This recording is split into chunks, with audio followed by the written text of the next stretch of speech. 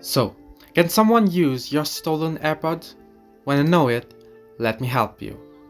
While AirPods are easy to lose and often get stolen, this concern makes many people wonder if there is a way they can block lost AirPods from being used by someone else, or even better, can you track your AirPods and potentially get them back?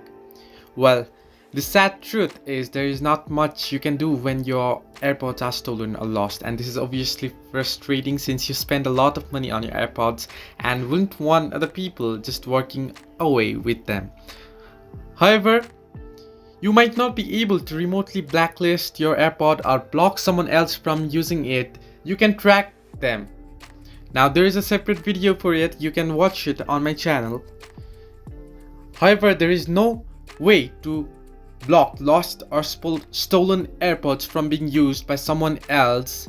What you can do is track and locate them using your Apple Find My service and even attach a message to the AirPods using lost mode, but you won't be able to lock them. Hope this helped you. Do like and subscribe, and do not forget to leave a comment down below if you have any further issues.